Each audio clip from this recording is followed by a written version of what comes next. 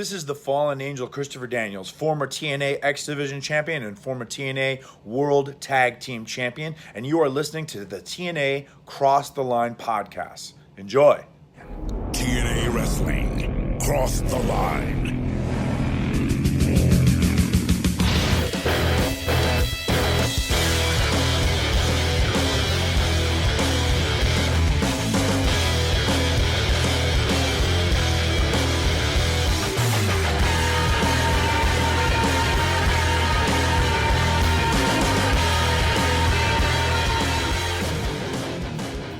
And we're back with episode 377 of the TNA Cross the Line podcast. I am Bob Colling Jr., and with me as always is Dallas Gridley. Dallas, we are at the fallout of Hard Justice 2008, where at the show, Samoa Joe reclaimed possession of the TNA World title when he defeated Booker T. Now, leading into the event, we all thought that Sting would, in fact, get involved, because that's what was being teased for weeks. In fact, Sting was going to make his decision at Hard Justice. Sting did make a decision, however, it wasn't in the main event. But still in the main event, we kind of got a new tease, because the good old-fashioned guitar made an appearance after there was some darkness. If anybody knows guitars in TNA, it usually means that it's Double J. It was, in fact, a silver guitar, so it was Double J's guitar. That was used by Joe to defeat Booker T. Now, Sting made his decision the match prior, after AJ Styles was victorious over Kurt Angle in the Last Man Standing match, because Sting attacked AJ on the ramp, prompting Kevin Nash to come out and be like, what the hell's going on? Type of thing. So, those are kind of the two major storyline developments coming out of Hard Justice. Now we are headed towards No Surrender, I believe, which is going to be in September. And that will be September 14th in Oshawa, Ontario, Canada. Dallas, how are we feeling about Sting's lack of involvement in the main event? And potential shift maybe to a feud with AJ? Well, it's definitely not what we were anticipating. So if you truly paid your $35 or whatever you paid to watch Hard Justice and you wanted to see Sting decide against Samoa Joe and Booker T, well, you didn't get it. But he still kind of made a decision, so I guess you're still getting what you paid for. It's just not the one that you were probably hoping to see. I don't know. It's a weird situation. I suppose I don't hate it, but I need some answers. I think I need to know why we're pivoting. I don't want to just ignore it. So if we can see a segment or a promo where he at least mentions it, then I will get past it, in my opinion. I'm just not sure why for weeks we would be saying he'll make his decision in the Booker Joe match and then completely disregard it. Maybe that's a little weird. Maybe he got too gassed by doing it in the other segment and he couldn't make it out for the main event. The thing that's kind of funny about it, I suppose, unless we dropped a baseball bat from the ceiling, like it's a cage match. Like, is he gonna break the lock? I don't know. I mean, I guess you almost kind of do it in a weird way that way too. Yeah. Because he's not gonna propel to the floor in this building in New Jersey. I don't know. I don't know what I expected. I guess. I guess with TNA in 2008, not much. I thought that he for sure was just going to attack Joe, and that would be our world title picture thing. But now he's attacking AJ. Right. But then what are we doing with Joe? Is it Joe and Nash still for Bound for Glory? Could that be? Well, we're going to talk about that. So don't you worry about that. We will, as we get into it here. There are some interesting developments, and some of which I I think some of it I have to hold back a little bit on, but don't worry, we're gonna get through plenty. Don't you worry about that. Great. Well, that's usually not good news. Yeah, it's usually not, and it's probably not this time either. Spoiler. Okay, well, in general, I do think Hard Justice was a pretty solid show. Bob, you and I both did give it a thumbs up. So, I mean, generally, especially if Bob gives it a thumbs up, you know it's a good show, especially for pay-per-view. So what are we thinking here? What do you think that the readers thought about this? Were they upset about Sting as we are discussing this, or did they not really care? What do I think the readers would have said? I'm going to say they went thumbs up. Yeah, they did. 74.2% give it a thumbs up, or 92 votes. Only 12.1% were down with 15, and then 17 people, or 13.7%, were in the middle. So pretty solid. The majority was very positive here. Best match on the show. AJ and Kurt. Yeah, it's not really much of a question. 91 votes there. In second was the Christian and Rhino versus Team 3D match, the New Jersey Street Fight, with 9 votes. As far as the worst match on the show, what do you think got voted on for that? I'd be lying if I even remember the full card. So let me hang on a second here. Let me go back. All right. So that would probably be...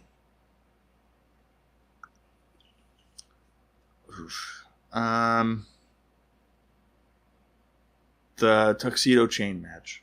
It sure was. 55 people voted for Lethal and Dot. And then in second place for the worst match was Samoa Joe Booker T with 28 votes. Which I'm just going to tell you before I get into it. We voted the main event pretty much as the last match of our, with star ratings. That was our worst match, essentially. So the main event was? It sure was. You voted that and the knockout six knockout tag team match tied as worst, but by default, because I rated that one 2 stars, we both gave it 1.5 stars for the main event. It was kind of a stinker. Not much happened. No, what? Right? Yeah, it was. So, yeah, pretty interesting there. Okay. Well, I guess there's no time like the present. Before I get into Hard Justice, I just want to mention really quick the last Impact ratings to get that out of the way. And then, actually, Bob, if you want to, well, hold on. Let me just. What's the date? What was the date of Hard Justice? The 10th. Yeah, I have the 3 house shows already in my tab. Oh, see, I only have a note about 1 house show. Well, I have 3.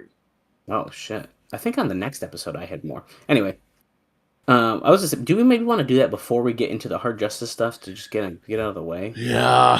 Okay. Well, here, let me do the ratings quick. The Impact replay that aired on the same night as AM Raw did a 0.4 rating, and then the last episode of Impact before Hard Justice from August 7th drew a 0.98 and 1.5 million viewers. So the rating was down, but the viewers per home were higher than usual. It showed at a 0.8 in males 18 to 34, which is the best since April 3rd, and a 1.13 in males 35 to 49, which is the best since January. Women 18 to 49 were a 0.64, which is the best number that the show has received since moving to 2 hours. And it also did a 0.98 among male teenagers and a 0.86 in males above the age of 50. So pretty positive ratings kind of going into Hard Justice, which is cool. These house shows, I'm pretty sure I did 2 of these already, didn't I? I only, for this show, have the Ashbury Park one. Right. I think... because the other ones I'm talking about are Corpus Christi and Laredo, but didn't we do that? Yes, we did those 2. Yeah, okay. So then the next episode we have some other ones, I think. But okay, so then Asbury Park, New Jersey, at the Asbury Park Convention Hall. This took place on August 8th,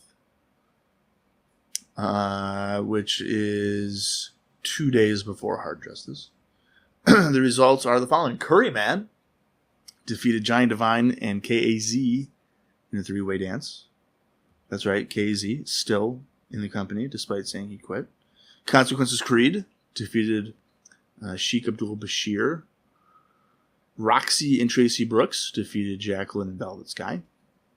The TNA Tag Team Champions LAX defeated Team 3D to retain the titles. Rhino defeated James Storm. And in the main event, AJ Styles defeated Kurt Angle. Nice. I only have some really quick notes about this. They drew about 800 fans, which you might have just said, but I'm just confirming. No, there was no attendance. Okay, so they drew 800 fans. WWE was about 100 miles away in Wildwood, so they weren't super close, but they were nearby, technically. Wildwood? I went to Wildwood last year. There you go. Well, WWE was there on August 8th, 2008. I'm going to look up their card and see what they did. Oh, that'd be kind of fun, actually. Styles, you already said that. Report that we got a hot crowd and a good show. After LAX defeated Team 3D, Brother Ray did a promo bringing up Bam Bam Bigelow, who grew up in Asbury Park, and thanked Bigelow in heaven for the memories. And they just mentioned how Bashir was on the road losing to Creed. So that's really all I got as far as notes go for the house show. Okay, here is the WWE show that took place in Wildwood, New Jersey. Kane defeated Matt Striker. D'Lo Brown defeated Snitsky. Johnny Curtis defeated Charlie Haas. William Regal defeated Jamie Noble. The Intercontinental Champion Kofi Kingston retained against Santino Marella. WWE Women's Champion Mickie James defeated Katie Lee. John Cena teamed up with Crime Time to defeat Chris Jericho, Cody Rhodes, and Ted DiBiase Jr. Not Senior. It doesn't say Junior, but it's definitely not Senior. And in the main event, the WWE World Heavyweight Champion CM Punk retained against JBL in a no disqualification match. That's a really weird card. I feel like I would have gone to that show. Now, the next day, they are in Syracuse on August 9th. Really? Yeah. And I vividly remember... Okay, run down the card quick. I just want to hear it. Or is it the same thing? No, it's a different card. I just want to hear it. It's a SmackDown ECW show. Because I definitely went to it, so I'm just trying to remember. So I definitely did not go to it, and I will tell you why in a moment. Evan Bourne defeated Kenny Dykstra. Yeah. R-Truth defeated the Brian Kendrick. WWE United States Champion Shelton Benjamin defeated Jeff Hardy by disqualification. WWE Divas Champion Michelle McCool retained against Victoria. Finlay defeated Mike Knox. WWE Tag Team Champions Kurt Hawkins and Zack Ryder defeated Festus and Jesse to retain the titles. ECW Champion Mark Henry defeated Matt Hardy to retain the title. And The Big Show defeated Edge in the main event. I remember the show. Okay, so the reason why I did not go to the show was because Big Show versus Edge was the main event. I remember having absolutely zero interest in seeing that. Because the advertisements were only Show and Edge and Henry versus Matt Hardy. Yep, I do remember that on too. TV. And I was like, you know what? No. I'm just not going to bother with that. So I didn't. Also, I meant to point this out the other time, but I am seeing, and when I say this, I see one person in our fans here. The KZ is catching on. I'm just saying. Really? I saw a comment by one of the people that listen to our show named Andy, and he did the KAZ. And I said, it only takes one. It's catching on. That's true. It's catching on. KAZ. We're getting popular.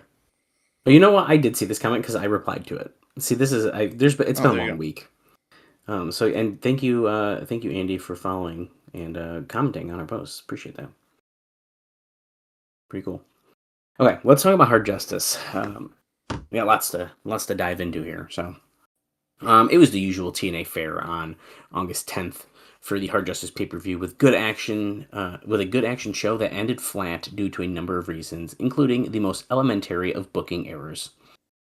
Going to the show, it looked on paper like there were too many weapons matches, particularly coming off of a television show, which pushed a needless weapons match, and guess what? After too many gimmicks underneath, when the main eventers, Samoa Joe and Booker T, had their title match, it was built on weapon shots, and nobody cared. But Dave says, I could never call it a bad show since it was loaded with good matches, including a Kurt Angle versus AJ Styles Falls Count Anywhere match that was one of the best pay-per-view matches of the year. The show drew 3,500 fans to the Sovereign Bank Arena in Trenton, New Jersey. Another figure that has to be considered disappointing. I don't know, that sounds pretty good to me, but whatever. 3,500? For these pay-per-views on the road, I feel like this is not too bad. I guess he kind of gets into it a little bit here too, but his TNA now has a policy that they will no longer pay-per-view events, feeling it's a not a good long-term business. Now that would make sense if they were running cities 6 times a year, but because if you give away a ton of tickets in a market, then you have a hell of a time selling to them in the future. But for cities that they come to once or less per year, it doesn't really matter. Now, at the same time, TNA giving away tickets isn't going to get that many extra people there as a niche product, like it would be lucky to get 50% of the freebies to come. And if they aren't showing majestic, full lit up arena shots on television, it doesn't matter if they're full or aren't full anywhere, but on camera. But that's kind of why I don't think 3,500 is that bad. Whatever. 3,500 for TNA is not bad at all. I don't think so.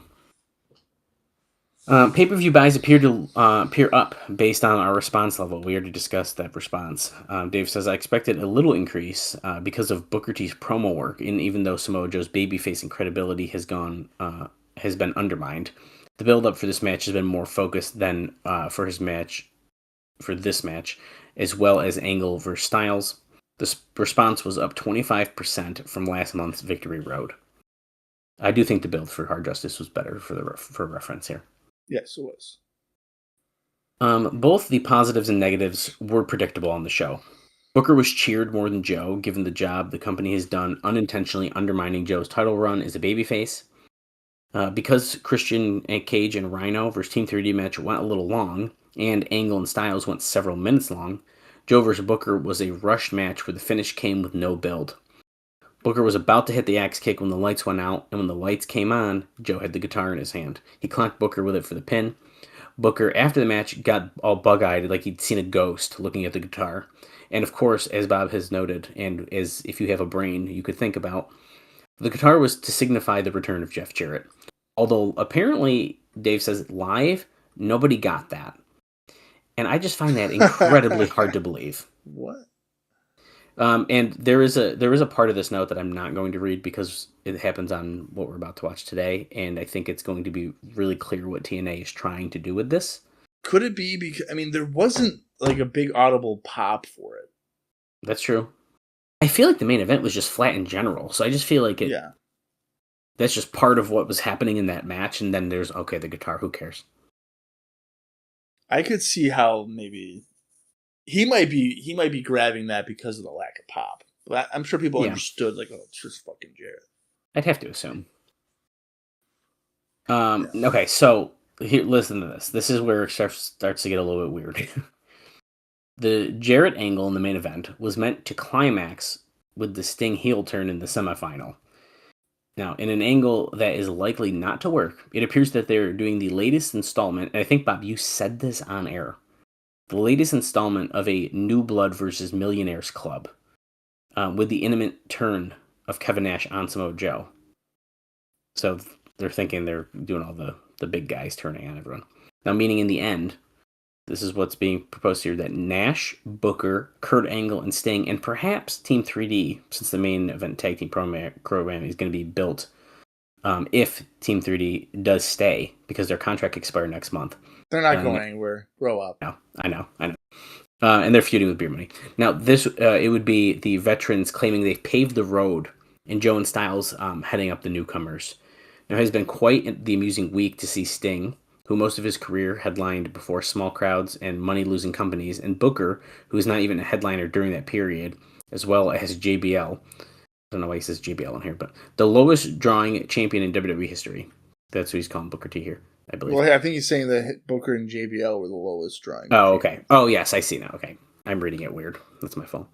All the talk about how they have paved the road for the next generation in interviews.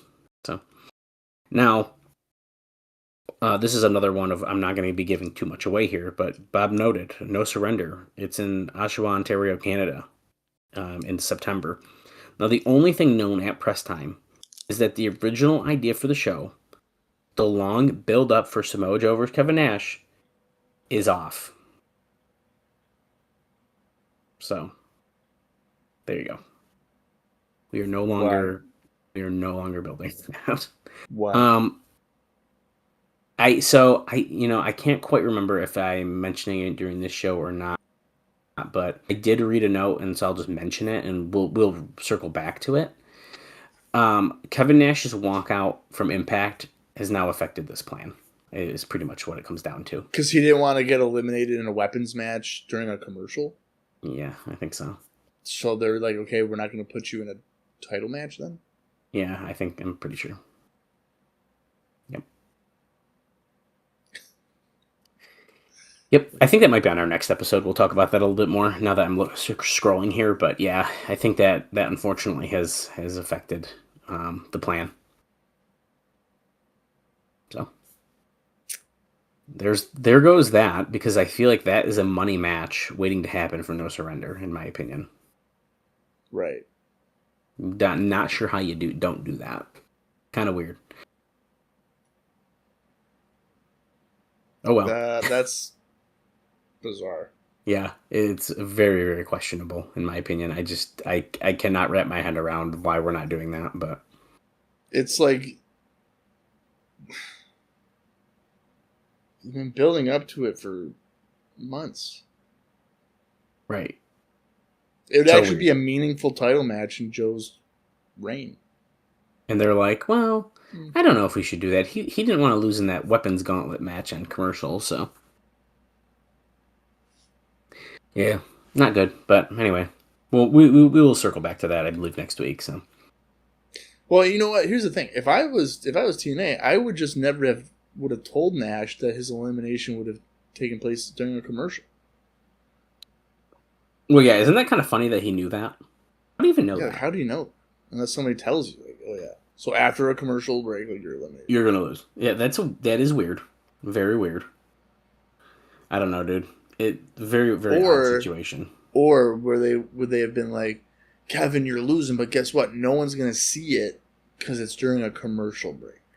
Oh, so okay, I So can they see how that. So maybe they were thinking that it's a good thing, and he's just like, no, I don't want. What are we talking about? Who gets eliminated during a commercial? Right. I don't know. Weird situation. But anyway, now we're going to dive right into the show. Hard Justice. Let's do our quick rundown here. I'm going to go as quick as I can.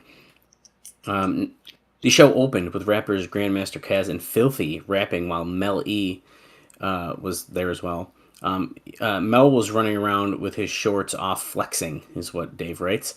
As we figured out live on the air, Ice-T no-showed. So he wasn't there, even though he was advertised. He had worked the night before on a wrestling show, believe it or not, for ICP. And with weather problems, his original flight out, fortunately, did not work out there. And then luckily, Kevin Nash was on the same show, and he just got out of town in time, or else that he would have missed him having his cordial conversation with Sting on the pay-per-view, because that's all Kevin Nash did. First, they got word that Ice-T was landing at 7:30 p.m. and were going to move the rappers away from the opening segment, but then they found out that he wouldn't arrive until much later, so the show went on without him. Didn't know that anyone missed him, really. I know I didn't, personally. While this served no purpose, putting it on before the opener didn't hurt the show at all. And I agree with that. It was fine. They sung the theme song for the pay-per-view. It was fine. The opening contest, Petey Williams pinned Consequences Creed in 12 minutes and 30 seconds to retain the X Division title. A very good opener, Dave says. The finish saw Sheik Abdul Bashir, which is Sean Davari, as we know, hit Creed in the back with a chair, and Williams got the pin with the Canadian Destroyer. The plan is for a 3-man feud over the X Division title. He gave this match 3.25 stars, and Bob gave it 3.25, and I gave it 3.5. Next up, Taylor Wilde and Gail Kim and ODB defeated the Beautiful People and Awesome Kong in 11 minutes 27 seconds. Tracy Brooks was the referee. Velvet Sky tried to spray, he says disinfectant. I thought it was more of like a hairspray or like a perfume kind of gimmick. where ODB was. ODB got the spray can and then sprayed herself in the crotch.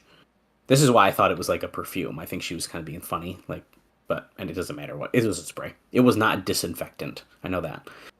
The match was fine until Kong and Kim got in, and they were just great working together. So he's saying it was good that they got in, not that it was fine until they did. It's kind of, he wrote that very weird. Taylor Wilde pinned Love with a front rolling cradle, which appears to be her finishing move because she just rolls everyone up to get a win. And he gave this match 3 stars. I gave it 2, and Bob gave it 1.5. In the silliness, Team 3D did a promo where they were going to take Lauren up to the rafters to talk with Sting. This would have made more sense if Lauren hadn't already interviewed Sting once during the show. It's insane. As they climb up, Brother Ray started getting scared. Yes, he is afraid of heights. That is stupid enough for his character, except that it wasn't that many months ago where they did an entire program based on the fact that James Storm was also afraid of heights. Lauren was making fun of Brother Ray, and he wanted to leave, but said that it was because Devon was afraid of the dark. And he said he wasn't, and then Lauren said boo, and then he got all scared. Lameness to the max is what he says. Next up, Beer Money Inc. defeated LAX to win the TNA Tag Team titles in 14 minutes, 15 seconds. At one point, the idea was for Homicide to have a patch over his eye and selling going through the glass table on impact, but instead, they decided to just have the bandage around his eye instead. So, whatever.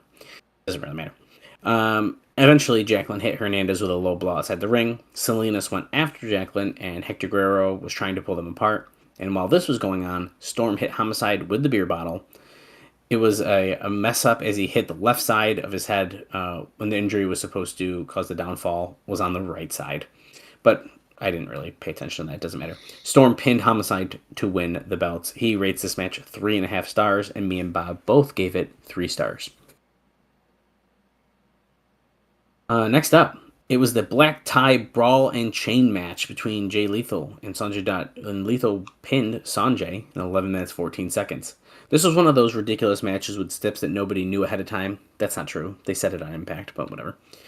I guess they were announced on TV. See, there you go.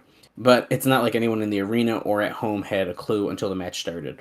I just don't see. This is just not true to me. I feel like, but they were dressed in tuxedos with black ties and a chain, where you could win by tearing off the clothes of your opponent. The problem was that the whole idea of a chain match is to wrap your fist with the chain and hit your opponent and have them bleed. But the company didn't want to have any blood on the undercard to save it for the main event. They'd have done a better not having any steps and weapons on the undercard and save it for the main event. But whatever. They did a lot of comedy spots with the chain, which is no surprise. The match ended with the lethal combination followed by an elbow from the top. The crowd crapped on the match, even though those guys worked hard, particularly when they were tearing each other's clothes off. Lots of Fire Russo chants because of the stip ruining the match. He gives this 2.25 stars. Bob gave it 2.25, and I gave it 2. Booker T then did a promo and said that Joe was a backyard trailer park independent level worker. Using that term, he said, "Yep, the company, about the company's world champion." So he's just really, I feel like he's just trashing him. I feel like that's fine. That's just heel work. That's heel work. That doesn't matter to me. Come on. Next up, Christian Cage and Rhino defeated Team 3D in the New Jersey street fight in 15 minutes and 22 seconds. Tons of weapon shots in this one. There was even an ECW chant, as well as lots of TNA chants. Wow, who would have guessed? It was an interesting crowd, he says. They were very into the match, but it wasn't the match as much as popping for the loud-sounding weapon shots to the head using tables, ladders, chairs, steps, and signs. But when there would be a near fall, the crowd wouldn't be into that. You could tell that they wanted a stunt show, and winning or losing wasn't much cared about. They kept chanting for tables since they could see 3 of them brought under the ring before they came into play. That's really funny. Huh. The finish saw Christian Cage do a frog splash off the top of an 8-foot ladder onto Brother Ray. As Brother Ray got up, Rhino gored him into a table. The table didn't fully break, although it did crack. Because of the table not fully breaking, it was a flat finish. Johnny Devine came out after the match and hit Christian Cage and Rhino with kendo sticks. This ended up bringing out Abyss, who laid out Johnny Devine, with a black hole slam. And I do quite actually remember, I think we saw Brother Ray yelling to Abyss in the background, potentially to maybe put him through the table or something. He was saying, I think, like, for another black hole slam. Yeah, and he didn't do it. Yeah. Okay, the second to last match. It was AJ Styles defeating Kurt Angle in a last man standing match in 24 minutes and 50 seconds. The problem is that this was not a last man standing match, and even Dave notes this was like one of those old school Texas death matches where you had to get a pin and then the 10 count, which personally completely ruins the flow of the match, in my opinion. I do not like them. The first fall ended at about 17 minutes and 37 seconds when Angle went for the Styles Clash, but Styles reversed out of it and got the ankle lock, and then Angle tapped out, with the explanation here being that because of the multiple falls, it actually makes sense to tap out easier because you don't want to take punishment that would keep you from losing the match. Pretty smart stuff. I do like that. Kurt Angle won the second fall in 21 minutes 33 seconds with a German suplex, or superplex, and then Angle won the third fall with an Angle slam in 22 minutes 5 seconds. And Styles won the first fall. Styles won the fourth fall, making it 2-2 when Styles used the Styles Clash. And then the finish finally saw both men standing on the top rope, but Styles brought Angle back in with a DDT from the top rope to the floor. The ring. It was not. I don't think it was actually on the floor. In 24 minutes and 21 seconds. Angle then couldn't answer to the bell to start the sixth fall, and Styles was ruled the winner. Angle was then put onto a stretcher, but Styles knocked him off of the stretcher and gave him a suplex on the ramp. Then the lights went out, and it was Sting, oh my god, who gave AJ Styles the Scorpion Death Drop. And it should be noted here that Styles claimed that he and Sting had talked and everything was water under the bridge. Nash started yelling at Sting for attacking Styles, which was his big moment of the show. And then Dave Meltzer gives this match 4 stars, 4.25 stars. And me and Bob both gave it 3 stars. I don't think we were as blown away as Dave Meltzer was for this one. But, you know, that could be just at the time it felt much better. And finally, we have gotten to the main event. Samoa Joe beat Booker T 12 minutes 44 seconds to keep the world title in a cage match that was filled with weapons. Numbing weapon shots, he says. Garbage cans, lids, chair shots. Joe bled after a chair shot in this one. Eventually, Booker T used that axe kick when the lights then went out, came back on. This is when Joe had the guitar. He clocked Booker with it to take the title. The place didn't pop, partially because it's been a long time since Jarrett was on TV, and a lot of people never made it. He says never made their chain match. I don't know. Booker woke up, sold the guitar like he was freaking out. He gives this match 2.5 stars, and me and Bob both gave it 1.5 stars. Unfortunately, that main event was a stinker. Yeah, it was. But Hard Justice was a lot of fun, and it is officially in our rearview mirror now. So that was a lot. It always is. Actually, I'll tell you what, Bob. I'm looking at the time of this episode so far. We're making killer time talking about Hard Justice right now. Yeah. So I'm actually going to take it. It's a lot. The post pay-per-view ones are always a lot. We mention it constantly, but they're always fun to hear what Dave thinks about it. And sometimes we disagree with that, and that's fun. Well, that's the whole thing. You and I will tend to disagree on things quite a bit. We have different tastes in wrestling. There's nothing wrong with that. And I saw a post on Twitter the other day about Brian Alvarez and Dave disagreeing on wrestling. And the person, I can't remember who it was. Otherwise, I'd give them credit for the post. But they were like, I actually don't mind my podcast listening when it's 2 guys disagreeing on something instead of 3 people disagreeing endlessly about the same thing. And I agree with that because it's really far more interesting to get 2 different tastes of wrestling when you're listening to it. Because, if we were to sit here and be like, oh, yeah, that was great. Oh, yeah, that was great. There's no depth to it. There's no banter. There's no argument or whatever. 2 different sides.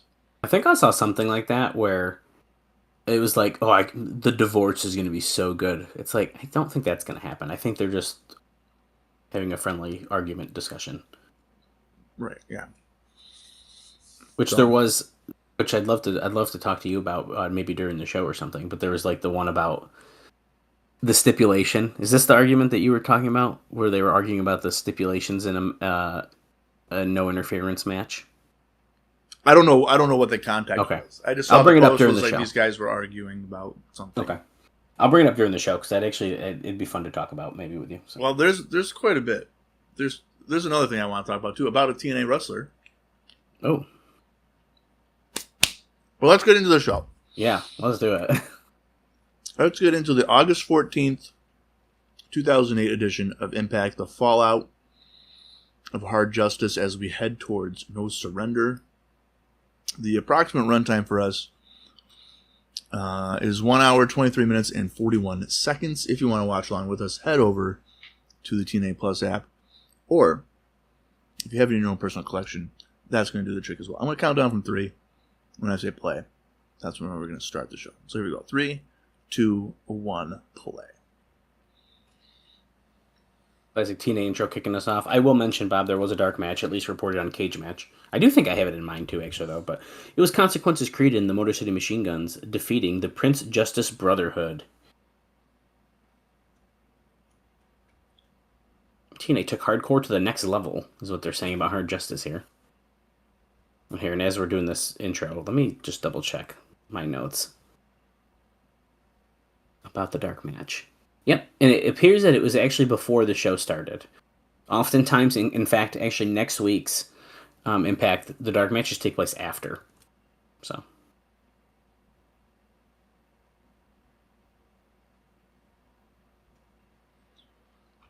We're just getting a video package from Hard Justice. We should note that Sting likely attacked AJ because he went back and attacked Kurt further. Yep, see? But it says Sting crossed the line again.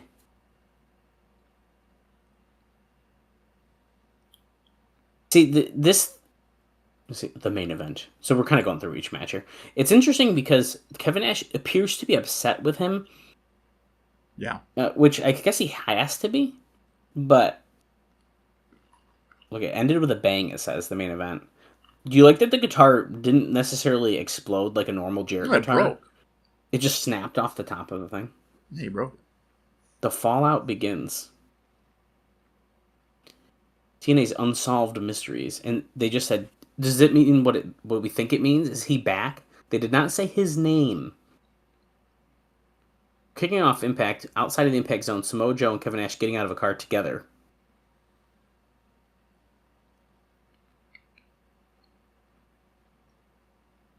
Who did the guitar come from or where?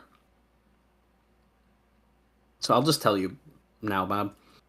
The way they're approaching this, as you can already tell, is one of the pieces I left out of my note, where we're not gonna really say where the guitar's from.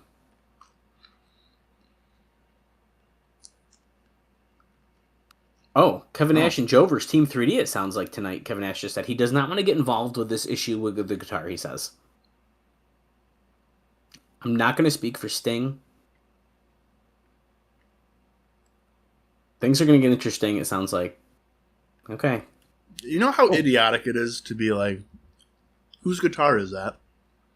Oh, and then look at the intro. Did you just see the intro there? Even though it's a video game, they still show Jeff Jarrett holding that fucking guitar. It's so silly. It's only the founder of the company's trademark weapon. Insane. No idea who it is. I don't know. That'd be like Mike Tenay being like, a baseball bat. Who's that? Hernandez versus Storm tonight. Taylor Wilde versus Christy Hemme. That'll put some butts in the seat. Hey, you defended Christy Hemme when I said she wasn't a wrestler, I did. and then it turns out she is a wrestler.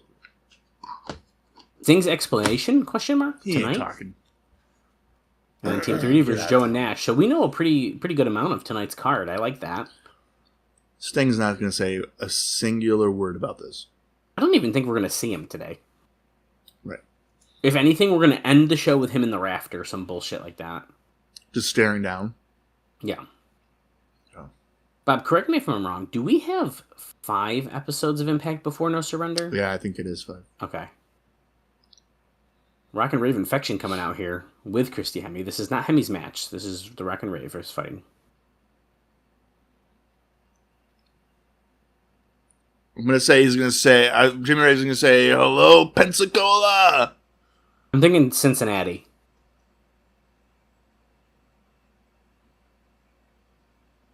Topeka. Damn it. I almost said Toledo.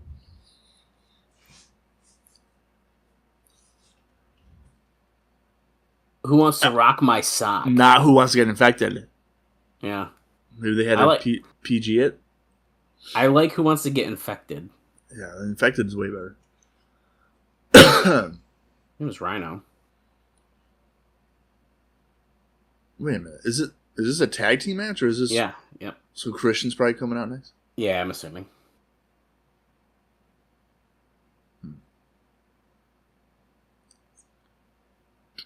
Speak of the devil. With the video game entrance still. I wonder how long the video game entrance stuff is going to keep going. About 3 years.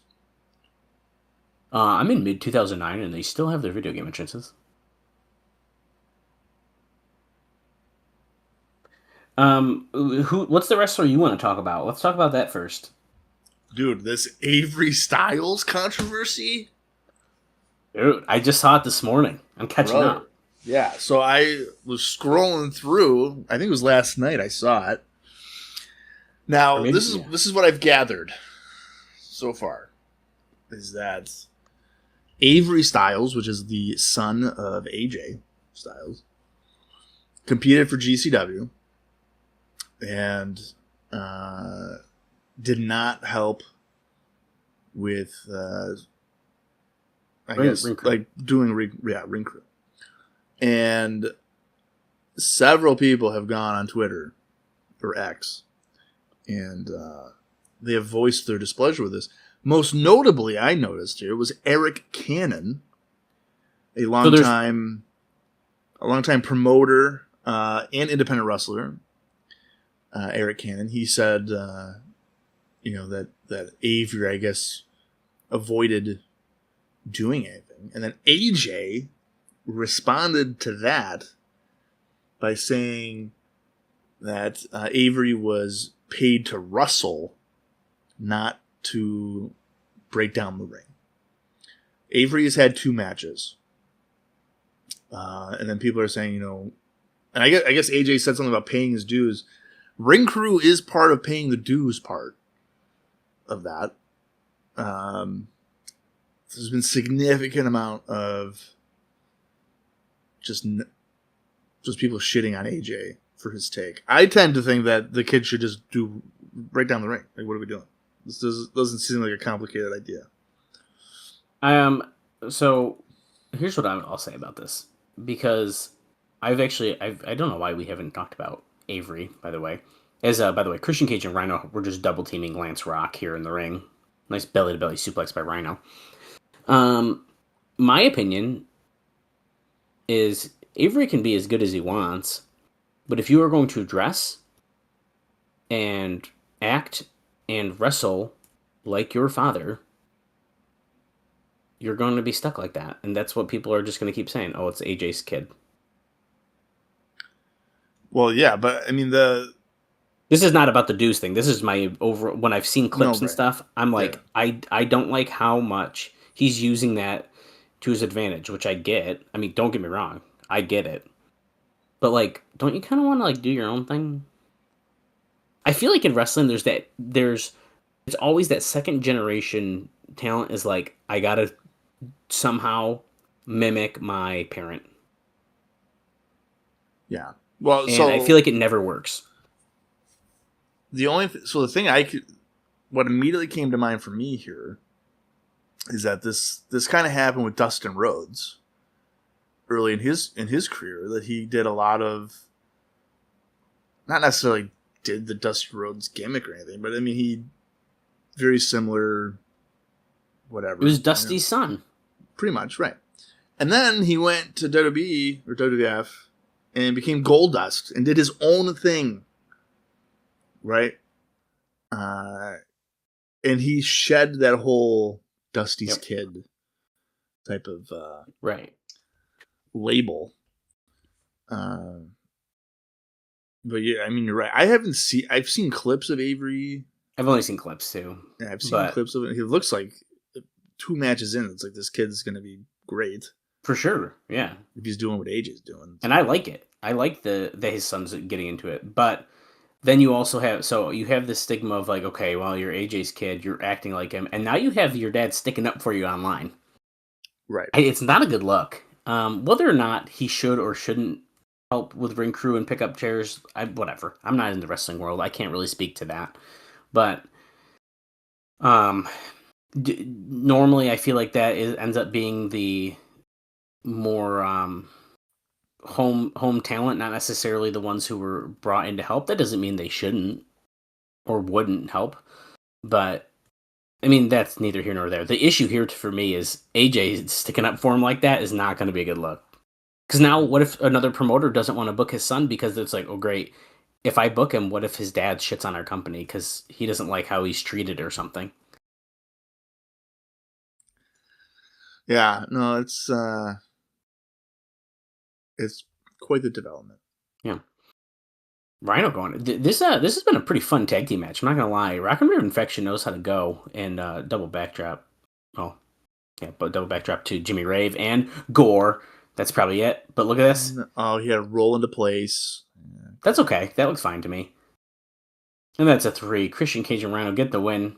That was a fun opening tag match. I thought crowd is hot. They all stood up.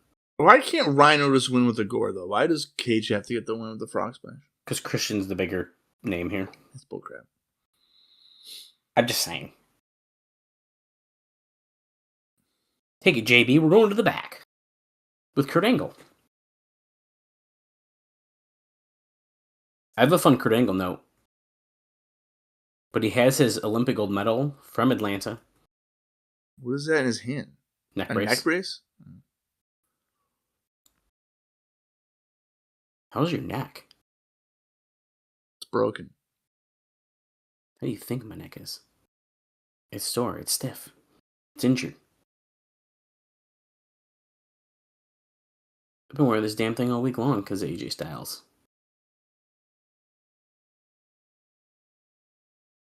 This is Olympic week, or should I say, Kurt Angle week. I think we just passed the 30th anniversary of his Olympic gold medal win, which is crazy.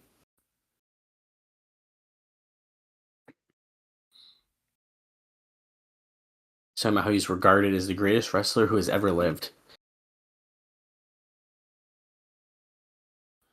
Per AJ Styles' request, I was booked into a last man standing match, which has nothing to do with wrestling and everything to do with violence. He's trying to be a role model for millions of children around the world. AJ Styles, on the other hand, he had other plans. He did everything he could do to cheat to win. You can't really cheat in a last man standing match, Kurt. Come on. AJ tried to break his neck, not once, but twice. Thank God Sting showed up, because if Sting didn't, he maybe would have came down a third time, and he might be down for good. So tonight, you want to book the match at Hard Justice? I get to book the match tonight on Impact. Oh, good old-fashioned gold medal challenge tonight. No ropes. 3 2-minute periods. And every point counts. The winner of that match gets my Olympic gold medal. You think it's a good idea? That's the most important thing in your life. Are you sure this is a good idea, Kurt? Shut up, JB. I want a gold medal with a broken freaking neck. I could beat AJ with my neck shirt tonight.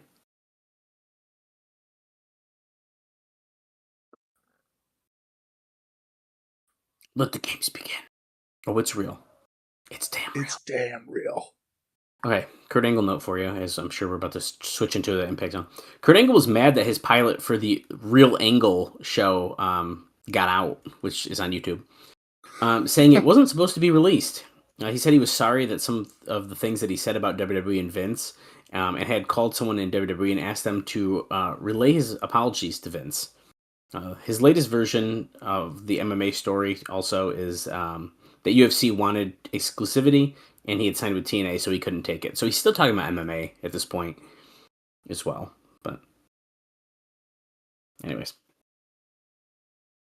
I would imagine that UFC was saying, like, you can't do MMA elsewhere. Probably.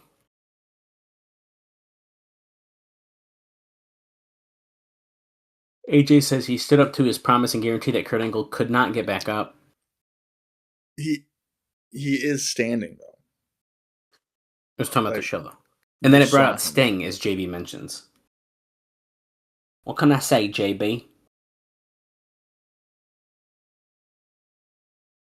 Funny enough, AJ just did an interview with Chris Van Vliet, who, no thanks, but I saw a clip from it where they talk about Styles' first promo from 2002 that he sent into WWE or something like that. And AJ's like, my southern accent is so strong, I sound so goofy. And it's funny because even listening to him talking that and talk right here, even from 2008, it's gotten better. He doesn't really have much of the accent anymore. Right. It's here he still's got a pretty decent one.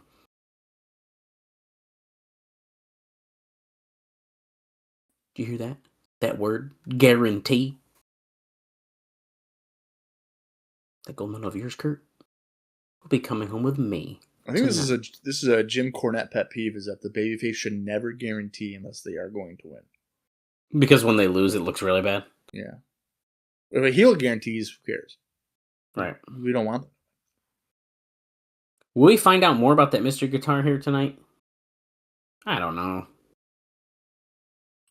Matt Morgan's in action tonight. Can't wait for that. Taylor versus Christy Hemme as well. We already know. Hernandez and Storm. Wow, we're just going through the whole thing. Oh. This is not the debut. We've seen him already. That's Sheik Abdul Bashir, by the way, is who we're talking about there. And the gold medal challenge. Dude, we're loaded. We're loaded. We have an incredible... Seems like a lot of wrestling compared to other weeks. Yeah. Let's send it to Lauren. Again. Who's with Matt Morgan in the back? She is a short woman compared to that man. Aren't we all? 7 foot tall. Matt Morgan, the Beast from American Gladiator.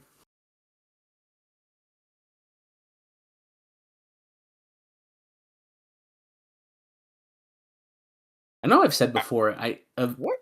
What did he just say? His name is unanimous? His name is synonymous with a future main event pay-per-view just waiting to happen. I don't think I've ever been like, Matt Morgan's a main event pay-per-view guy just waiting to happen. Well, he eventually is, and he is? Doesn't he in a couple of years? Oh, shit. I hope not. Hang on. It better be out of our timeline. Oh, it's absolutely out of the timeline. Okay.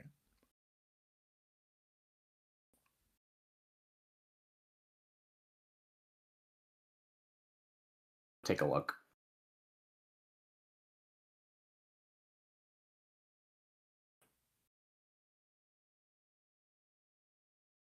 This guy's still talking.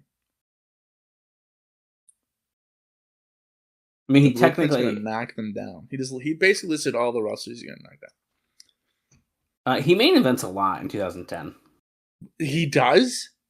I mean, he has a main event match at Turning Point with Jeff Hardy and at Final Resolution with Jeff Hardy. Oh my god. He's also in Lethal Lockdown. Wait, what the fuck is this? Oh, that's not the main event, though. They have a Lethal Lockdown at Bound for Glory in 2010? That's bizarre. But okay. Yeah, isn't that with the EV2? Yeah, it is. I just don't remember it being at Bound for Glory, I guess. Yeah. Matt Morgan is facing Johnny Devine here, so I'm sure this will be about a minute and a half. Watch it go 9 minutes. 50-50 booking.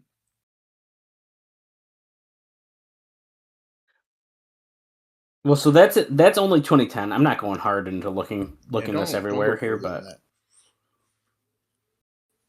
that would make sense because in my 2010 review stretch, I'm not I'm not there yet.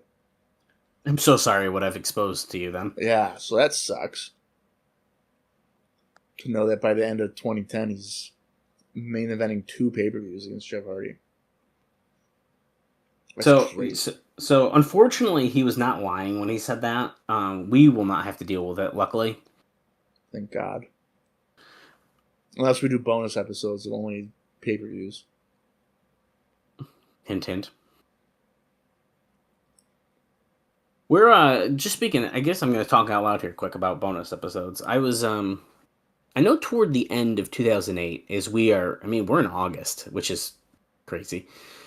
I do believe at the end of the year, they might have some weird episodes of Impact. We'll have to discuss about that. Might be like best of shows. I'm not watching best ofs. Okay, listen to me, motherfucker. I'm not sitting here. Listen to me. We're gonna do some bonus shows. I'm not watching best of shows. I've know. already seen it. But bonus. So get thinking. Oh, you're saying to like replace it with a... Yes. Why don't we just take a vacation? Because it'd be fun to watch something cool. Matt Morgan won with the Elevator. The end of 2008. What the hell could we even watch? I don't know. We could watch Ring of Honor Final Battle for 4.5 hours. Okay, let's not. I'm talking about a couple matches or something, maybe. I do I still want to watch the Angle and Brock match. I know it's a little bit out of the timeline at this point, but it'd be cool to watch. Oh, from New Japan? Yeah. Yeah, we could do that. Team 3D just attacked Matt Morgan, and guess what? The Monster Abyss is coming out. I do have a Team 3D note, by the way.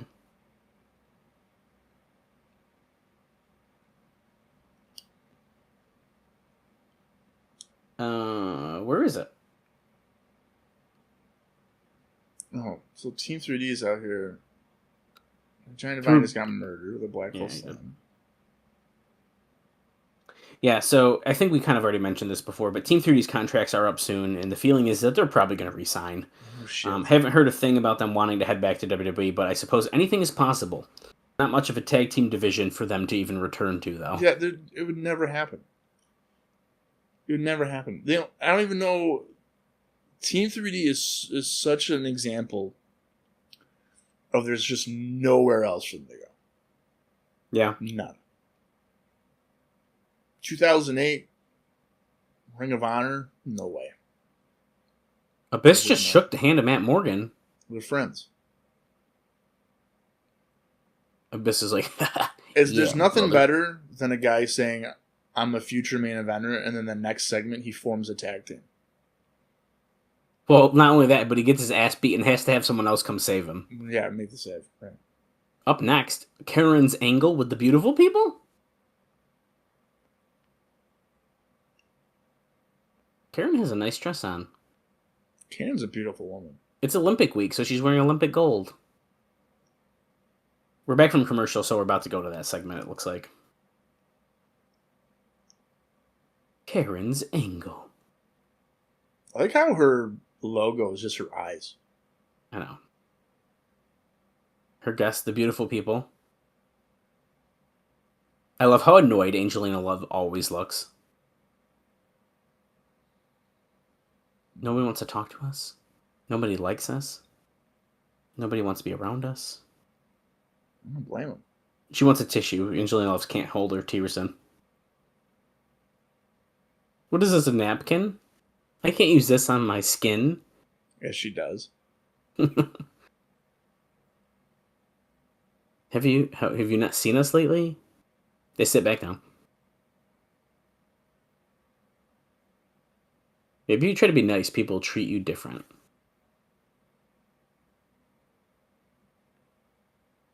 Who do you think's hotter? The Beautiful People or Karen Angle? I don't want to answer this. I'm going to say it's Karen. I've always been a Velvet Sky fan myself. Are you fucking kidding me? I have. Good. Oh, I take it back. It's Kip. I pick Kip. Kip's dude. hot. I am so hyped for this. Is he leaning into like the Billy of Billy and Chuck type of thing right now? Yes.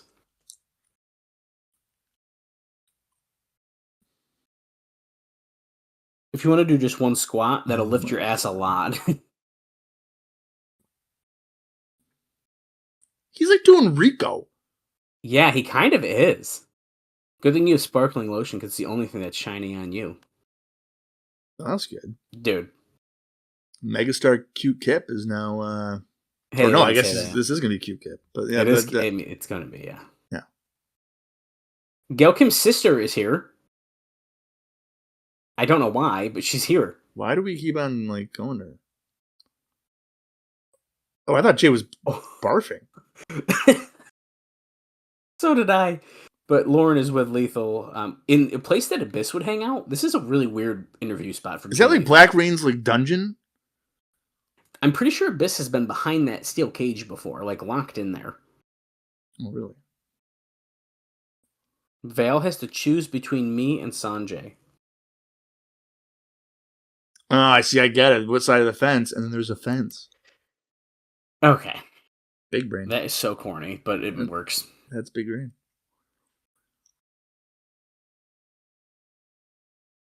That's why I love her. When it comes to Sanjay, I want to kill him. He said, screw Vale. I want to kill him. Yeah.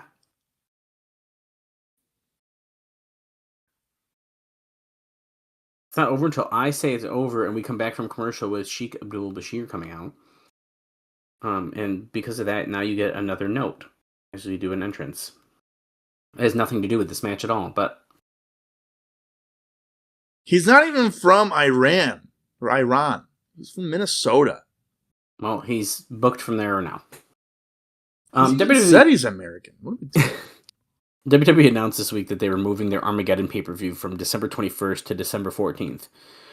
Reason that's interesting is because TNA already has that date booked for their Turning Point pay-per-view. No way. They're not going to be running head-to-head, so I presume this will result in TNA being forced to move. TNA date may also have only been tentative and not yet cleared with cable operators, but very interesting nonetheless. Now I feel like I have to go see when Turning Point is. Yeah, I feel like we can look. I don't see why not. Oh wait, Turning Point is in November? No. Oh, maybe they moved it to November. Oh, you know what? Okay, I know what happens. Did they move it up to November and then they do a different pay-per-view in December now? Yeah, that's when they do the double. Yeah, game. so what's the date of that one, though? I think that is December 7th. Oh, so they moved it way up. Yeah, December 7th. Okay. Well, because here's the thing. You got to think of your options here. If you go from the 14th, if you go to the 21st, that's 4 days before Christmas. And then if you go after that, the 28th, 3 days after Christmas, your best bet is just to go as early as you can, and before New Year's. Your best bet is just go as early as you can in the month. Yep, I agree. Smart move. Yeah. Sheik Abdul Bashir is just talking shit about Americans waiting for their handouts and this and that. He's gonna talking about grabbing the American dream. Okay, I can't believe he's talking still. I don't love Lady America. Holy shit. He said, I don't love Lady America. I just love raping her. I can't believe they just said it on TV. Right into the camera. Wow. Oh, and Jay Lethal's coming out. This is not who I'd expect him to fight right away.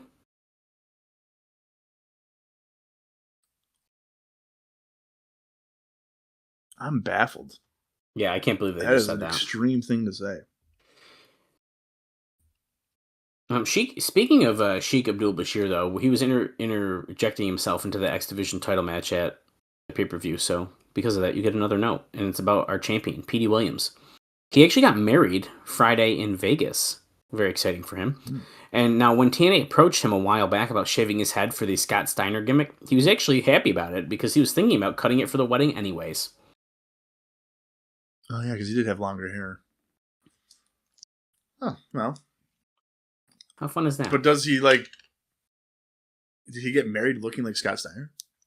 Yeah, I guess he might have. Unless he did something different with the goatee, but... Lethal's got control of Sheik Abdul Bashir. I don't know if this is the match I'd first put him in. Yeah, I don't know either. I feel like I'd have him, like, on it. You know what I would probably do? Like, squash Shark Boy or something like that. Like, a beloved X Division guy. Well, or you could just find a local Florida indie guy. Right. I would do that for like a couple of weeks. And then you do like Curryman, Shark Boy. Work his way through the whole X Division. Yeah. Yeah, kind of weird. Because they don't really have, outside of Shark Boy that you mentioned. That's kind of why I went there. They don't really have like lower level X Division guy.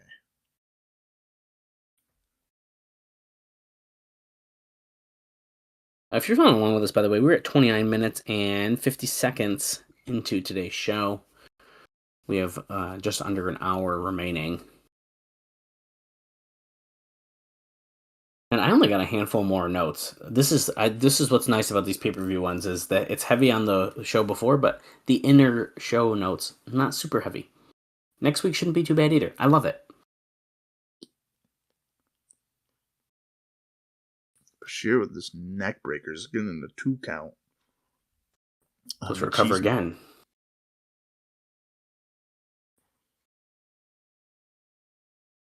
Sheik Abdul Bashir wrenching back on the neck of Lethal with the knee into his shoulder blades.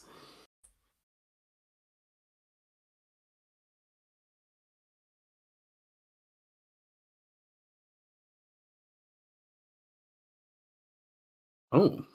Crashes down on top of Bashir, gets the cover. I feel like this match is going to end in like a non-finish kind of thing. I just love how Bashir couldn't slam Lethal, but there's not like an overwhelming weight difference. That was kind of a weird spot.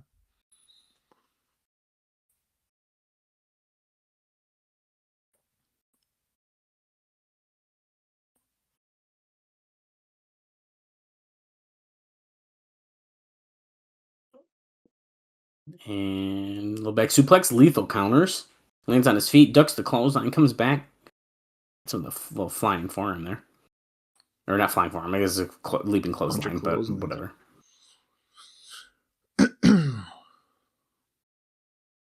Woo! Big backdrop. Only getting a 2 count. Dallas, do you even like casually watch wrestling these days? Like just not like modern day, like just anything? Or no? No. I didn't think so. I don't. It's not that I don't want to. I just don't really have time. Well, I asked that because yesterday I spent the whole day just like writing for WrestlingRecaps.com, and I realized at the end of the day, I had quite the wide range of shows that I watched. I watched a ECW fan cam from October of '97. Then I watched... Oh, hang on. Bashir's got like a screw or something? A spike out of his boot and just jabbed Lethal. That looked pretty nasty. It did look pretty nasty. I see how this match is going now. Now I see the direction they were going in. That was a shitty DDT. Yeah, it was. The WMD. WMD. Weapons of Mass Destruction. Oh. The W. He doesn't say W there today. He just says W. W. Okay. I mean, that was fine. Yeah. Well, great. Bashir will be the fucking champion within about a week. Oh, here comes Sanjay Dutt. Sanjay. I want to get back to what we were just talking about after this segment happens. Sanjay coming in. He's making sure Lethal knows he's there by shaking the tambourine.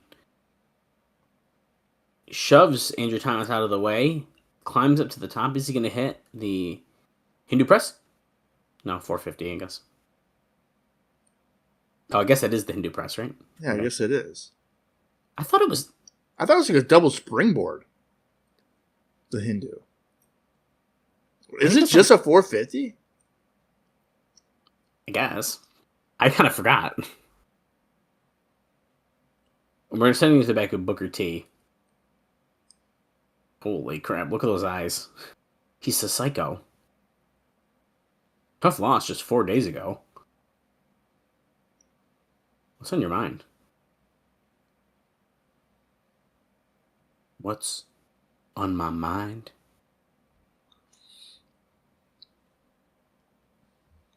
What's on my mind is a silver and black guitar. I still got the bump. Poor Booker. He had that chump Samoa Joe beat in the side of the 6 Heads of Steel with weapons. Which is a name I absolutely cannot stand.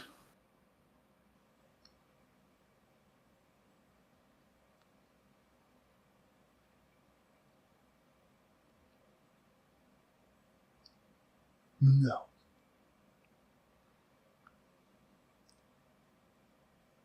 There's an old redneck saying. You mess with the bull, and you get the horns.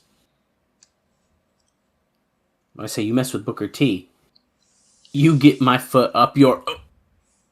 I'm not going to go there. I'm going to let my actions speak louder than my words. You go, Booker. That's really good, man. Excuse me.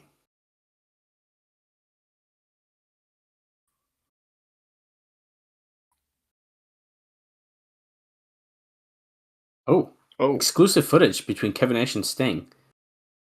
When we come back from the commercial break, okay. We might be going right into it, but we're seeing a Sting video first. So I wanted to mention though, casually watching wrestling. Yeah. Besides the fact that I just don't feel like I have time because I'm trying to do other things, I almost consider this podcast my casual watching. No, it is. But I'm saying like old, like I don't know, old stuff. I know, I don't. And I think this is why I like taking advantage when I hang out with you or when it's like you, me, and Austin, and it's like, oh, let's watch Great American Bash 2004. Like that, right? Like that's you know what I mean. That's where I get more enjoyment out of doing it with friends than I do by myself. Sure. Like when you and I just went to, what did we do recently? We went to a show. Oh, was it it was the One Up show, the Island Showdown. And I was like, oh, I'll come. You know, you had the UFC fight, it ended up being, but I was like, oh, if we go back into Bob's, we can go. We can watch something. That was my idea. Like, well, we'll watch some wrestling, something different. But I want to hold on. I want to try to listen to this. Sting and Kevin Nash after they left the arena. Sting is saying he's ran out of patience. His biological time clock is ticking. It's now or never. What does that mean? Oh, that's all we get out of it. He already has children. Who is he talking about? We've seen Kurt Angle stalk his kid in high school. Yeah, that's true. Team 3D is coming out. He sounds like a woman. That is so funny. Well, when I was talking about my casual viewing or reviewing of the shows, and it was such a bizarre handful of shows here, but I watched the ECW Fan Cam from October of '97. Then I watched a Philadelphia Spectrum show from 1985. Wow. And then I watched, I think, 4 episodes of WCW Main Event from 1994. You were all over the place. Yeah. And by about 11:30 at night, I was burnt out. I was like, I can't watch it anymore. Otherwise, I would have put on Superstars from '96, but I didn't do it. I wonder what is the last thing that I watched that wasn't a modern day wrestling besides TNA. I don't know. Well, part of the issue is it's a lot harder now to watch stuff too. What do you mean? Like there's not the network anymore. Dude, a lot of stuff's on YouTube. I know, but I used to love the network because you could just be like, oh, I'm just gonna click and just look at what there is. Now you have to almost be like, okay, what am I in the mood for? I gotta search a specific thing. I am planning within probably, I don't know, next few weeks. Oh, I've just realized my computer is almost gonna die and I'm not plugged in at all. No wonder. My friend Sam, who you've met, has been getting into wrestling, and I told him I would like to hang out and watch some wrestling with him. So I need to decide what that's going to be. And he was like, yeah. Oh yeah. He goes, when I saw him yesterday, he goes, send me more matches. Okay. The thing is that I've been sending him more modern stuff, because then if he is interested in it, he can hop right in and be like, oh, I know some of these guys. He needs I think he needs to watch a full show. I do too. And if I wasn't going to London, then I would say you need to come over and watch the show because it's going to be amazing. Have him come over and watch Lockdown. That makes me nervous. Is this a bad time to tell you that I can't watch Lockdown though? Oh, you told me we were going to watch Lockdown together. I might still be able to, but as it stands right now, I'm scheduled to work. That just broke my heart. Guys, this is, I'm announcing it now, the August 14th. Actually, it's going to be the August 21st because we have one more episode to do. It will be the end of the podcast. Bob has officially broken up our friendship. Well, we were. He is now bailed on me twice for Lockdown. Me? Yeah. By the way, this is the Team 3D versus Samoa Joe and Kevin Nash match in the middle of the show, top of that 9:00 hour, just about. Pretty good placement, I'd say. So I got put on the schedule to work, but then I looked at the Lockdown card. Yeah, it's not great. I was like, I don't even know if Dallas is going to watch this on his phone anyway. I don't know if I'm going to watch it. Well, I don't even know the date anymore. 23rd? August 23rd? Is it a Sunday? Yeah. Oh, yeah, it is. Yeah. We'll see what I'm doing that night. I might watch it in the background while I'm doing something else. That's what that's literally what I was thinking. I was like, if I went over there, I don't know, we wouldn't be watching it like we watch AEW. Like we'd be. It's a very different situation. Although, very exciting news. Every fall announced AEW pay-per-view is on a Saturday. So I am hyped about that. Every what? Fall announced pay-per-view. Like September, October, November are all on Saturdays. Very exciting. Kevin Nash in the ring with a high knee on Brother Ray.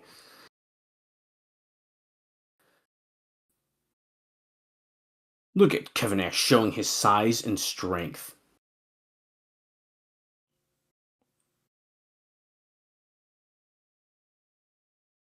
I miss the days when we would watch WWE pay-per-views together. As a group. Like the big groups? Yeah. Those were fun. Because even when the show sucked, it was still a good time. Right. Even I had fun with the last couple that I was over at your house with some of your friends. Even though the shows were like torturous for me, because it was like 4 hours of commercials and like 2 matches. It was still fun though. It's always fun watching it with people, you know? Right. And what makes it really fun is like my buddy Austin, who just, he knows it's not like real, but he still acts. Oh yeah, he got who was getting really. He was like, "What?" It's like, oh shit. And then Brett, who leaves after the chamber, and we all know Cena's going to turn heel, and he misses it. That was so funny. That was so funny. Just leaves. All-time moment. I go into work the next day, and I go, Brett, you might have missed the biggest moment heel turn since Hogan in '96. He goes, what are you talking about?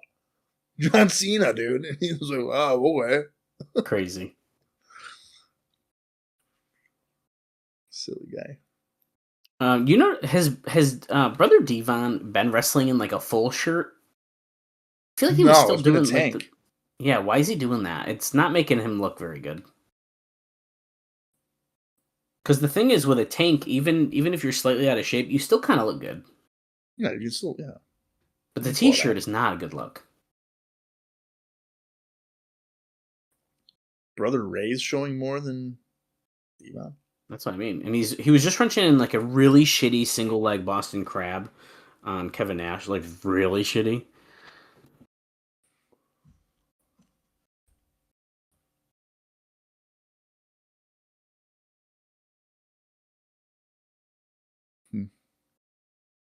Double team. Nash gets the boot up. Clotheslines Brother Ray. Everyone's down besides Samoa Joe on the apron. The TNA World Champion, Samoa Joe. That's right.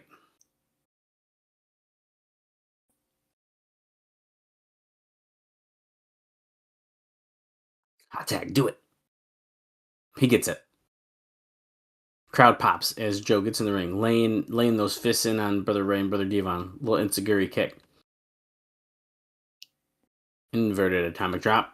Comes back with the boot, knocks down Brother Ray, comes off the rope, and then does a little senton. That was weird.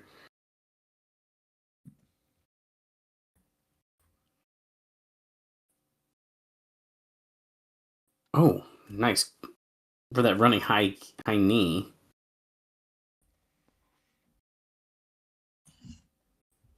Nash gets the boot on Brother Devon.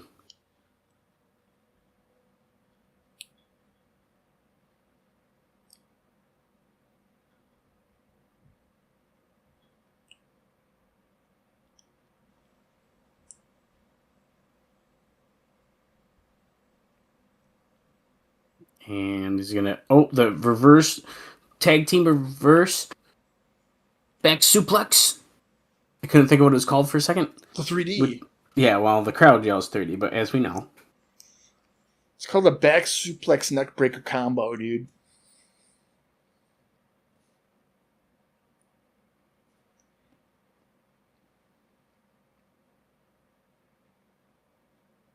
Oh my God, is he gonna win clean with a choke? Coquina clutch locked in, and Brother Devon taps out. Wow. The winner is Big Sexy Kevin Nash. You know what that means? Joe. You know what that means? Team 30 has not signed a contract. They're losing clean. Ooh. I didn't think about that. I mean, it is the champ. I mean, he probably should be. Right, I agree. But that is a fairly fair point, though.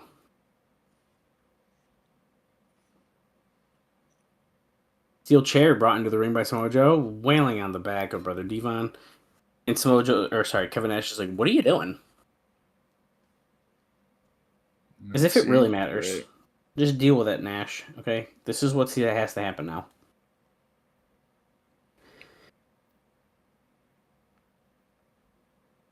Samoa Joe's temper is his Achilles heel. What's the big deal here? Team 3D are jerks. Earl Hebner is just waving his arms. Oh, shit. He just punched Earl Hebner. Well, he deserves it. Oh, he almost just hit the guy who I can't remember his name. Shane Sewell. Yep. Yeah. Okay, the referee has reversed the decision. Okay, so Bob, they have signed a contract. They've reversed it because of disqualification after the match. No, dude, no. That's not how that works. That's not how that works at all.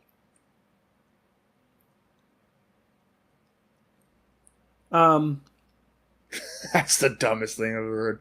If this was a tag title match, they would have just lost the tag team titles. Oh, that was dumb. Wow, we're building up this Christy Hemme and Taylor Wilde match like it's fucking main event level. We're seeing both stretch backstage. This is like a fucking SummerSlam main event right here. Well, Tracy's coming out, so while she's coming out, I'm going to tell you that the advances for the UK tour are strong. We didn't get any numbers, but they will be the biggest gates and crowds in company history. They should tape TV from there, but that's a broken record. Suggestion: a January 16th date in Dublin, Ireland at National Stadium has been added to the European tour as well. Wasn't there a period of time where there was talks of them relocating their whole operation to the UK because they were that popular? Yeah, I think they were. There was definitely talk of that. Tracy Brooks is the referee here, by the way, and so she's out. Are they still that popular in the UK, you think? I'd be rarely surprised. I don't know. They can't afford to go now. We'll never know. No shit. Yeah, they can't. Christy Hemme, this is one of her first singles matches in quite some time. Yeah. I do have some knockouts notes I can tell you here during this match, including this is kind of more of a fun fact about Taylor Wilde. So her real name is Chantel Malosky. Now the Taylor name came from her first wrestling name, which we've heard here on the show, Chantel Taylor. She's a 22-year-old Toronto native. She left wrestling to try and get her degree in college after being cut by WWE in August, but was recommended for the role of the fan out of the stands, who was to beat Kong. So that's kind of how this all developed. Kind of fun. It's also noted, this is all kind of irrelevant for what we're watching, but I'm just going to tell you because it's knockout related. Raisha Saeed suffered a leg injury last week, but seems to be fine currently, but probably on the indies, I'm assuming. And it's also noted here that Shelly Martinez will be in a Fox reality show called America's Sex Symbol in the fall. I've never heard of that. Bell is wrong. I do not believe this is a title match. Correct me if I'm wrong on that, Bob. I don't know. I couldn't even tell you the last time I saw Christy Hemme wrestle. I'm gonna look it up. That's what I mean. I'm gonna look it up. No, that's what I'm doing. Oh, I'm the research guy. Okay. Okay. I'm the color. Right. Yeah, as long as we know our roles here. Know your role and shut your mouth. Okay, so we're on this episode. This is a non-title match. Okay. Just gonna throw that out there. Oh, that was a really bad bulldog. Oh my gosh. Oh, that was not good. Okay, so the last time we saw Christy Hemme in a singles match Yeah, that's what I'm wondering. was November 1st, 2007. Wow. When she lost to Awesome Kong. Yep, I figured it was a Kong match too. Yeah. She just pulled Taylor up by her hair and slammed her down on the mat.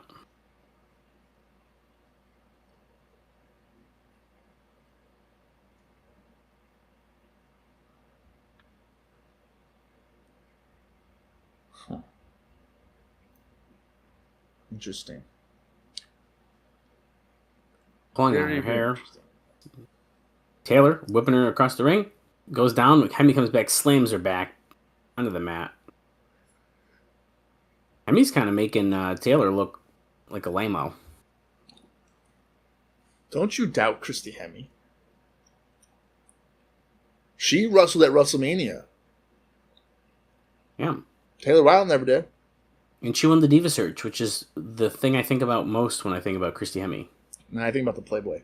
I knew you were going to say that. It's probably in your pile of magazines, isn't it? No. I don't have any you- Playboys. Oh, if you want a copy, let me know. You have a just copy of choking. Christy Hemme's Playboy? It's a long story. No, you bought it. That's not... It's a long story. Okay. I'll never forget, speaking of Playboys, I had to have been like 11 years old. And I go to my buddy John's house. Or what, it was his grandparents' house, but they were like moving into it. And there was like all these magazines on the top shelf of the closet. And I looked at him and I go, wouldn't it be funny if these were like Playboy magazines? And I take one down. It's a Playboy. Oh, shit. Dallas, there had to have been 400 like Playboys from like the 70s or whatever it was. Wow. You hit the jackpot. Yeah. And then what we did is we buried some of them behind his shed. So where he used to live, behind his Currently? shed, there's still buried Oh, my buried God. behind his shed. Did you bury him as like, this is our secret stash now? No, it wasn't like we'll go revisit it. And Oh, okay. Oh, okay. Well, Taylor just won with a German A suplex. really nice German suplex, by the way. Yeah, no, we just buried him. That's funny. I'm sure I could go there right now and like dig him up. We didn't dig him deep or nothing. Uh-oh. Oh, Song's coming out. I have a really funny Playboy story as well. I can tell real quick. When Maria was in it, I was a big Maria fan at the time, and I was a child, by the way. So I remember I was hanging out with Austin. And I said, I'm gonna go ask my parents if they'll buy it for me. So I go downstairs. Maria Playboy. Okay. And I go downstairs and I say, "Hey, Mom and Dad, can you buy me this Playboy?" Immediate no. Okay.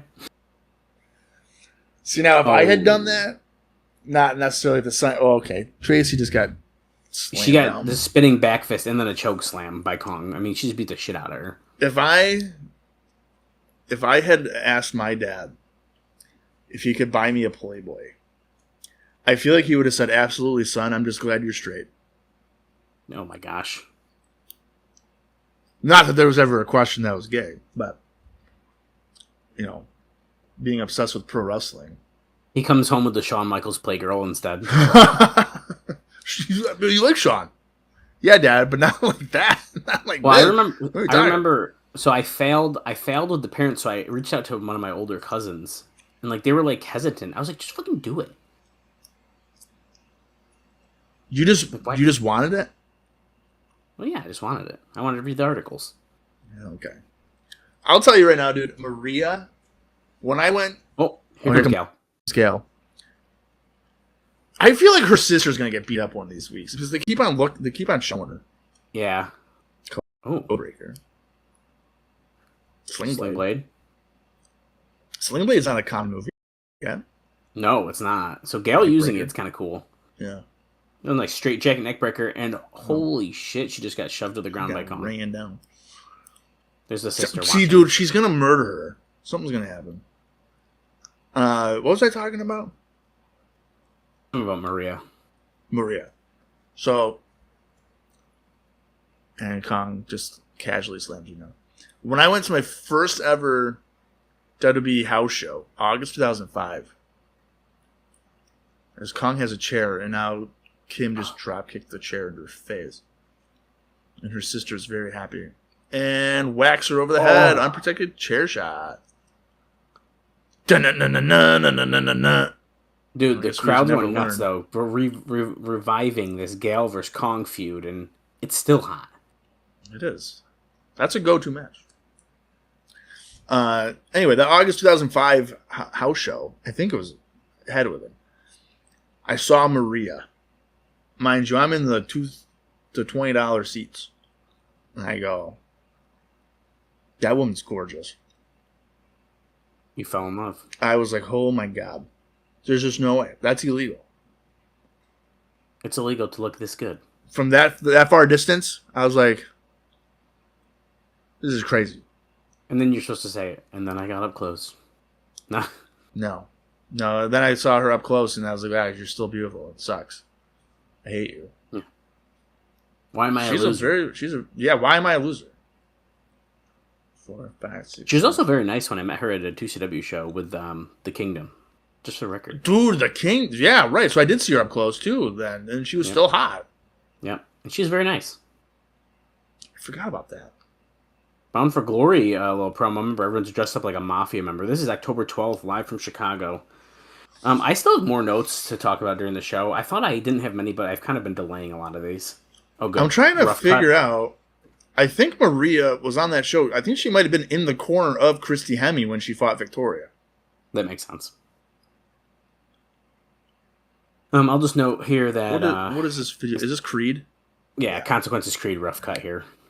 They will be returning, TNA is they, to Lowell, Massachusetts, which is the site of the company's most successful North America show to date for a house show in October. That's kind of cool. And then the other notes I have for you are almost kind of like look at Brandon Gold, longtime friend of Consequences Creed. So it's official now. We've mentioned this before, but it's official that Mick Foley is expected to leave the WWE when his contract expires on September 1st. He's 43 at the time, just so you know, which is kind of crazy to think about. That's insane that he's only 43. So basically, at some point in time, when he was thinking about jumping to TNA, we already talked about that, so I'm not going to rehash that whole thing. Yeah. In 2005, and he got a bigger deal for WWE because of this. Now, the story behind it is that one or more people told Foley that the greatest long-term legacy that he could have in the business was to help put on the map a second company, because of how bad things were for wrestlers when WCW and ECW folded. The argument was compelling enough that Foley had made his decision to go to TNA. Now, that is originally, I think that was for the 2005 situation, and then it ended up not going. Right. But that door could potentially be open again for us. Now, speaking of other people who are interested in coming to TNA. Oh, God. Or Juventud. Juicy or juice. that TNA... No, it's not. Or people that are interested in TNA. Those close to the situation say that Ric Flair is adamant about not wrestling again, nor will he work as a special referee. Now, TNA has expressed interest in him, but those in the company are under the impression that nothing will happen right now. TNA is expected to tease Flair by name dropping him as part of the Sting angle on television, whether there's any involvement in that direction or not. The idea is that if people think it's possible that Flair will be involved, it will increase product interest. No. Look, Lauren is with LAX, and there's Shelly. See, I guess I rush my notes because I don't know if we're going to see some of these people, and here she is. Well, if you did some pre-planning and watched the shows prior... Oh my God. Yeah, I'm going to casually watch the show and then rewatch it with you. Guess who's doing that right now? Well, you're doing it to review them, to be fair. Yeah, well, fuck my life. That was also my last note of the show, by the way.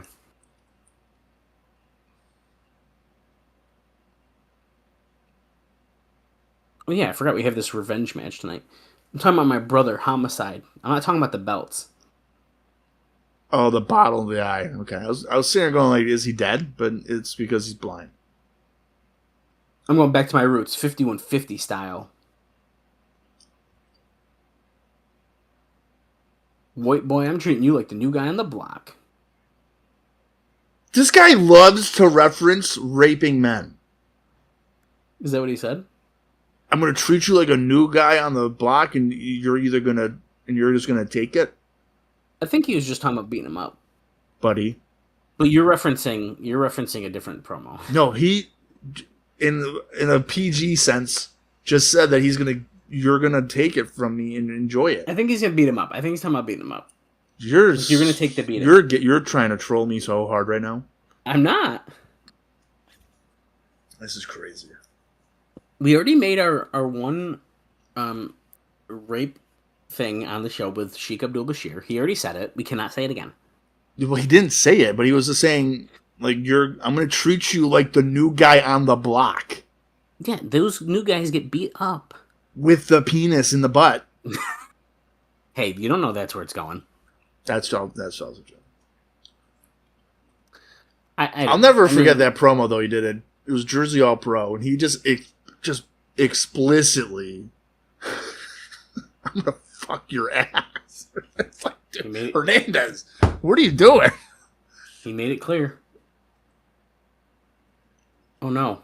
Beer Money is interviewed by Lauren, and James Storm's crying because LAX is upset. Hernandez is very upset about what happened.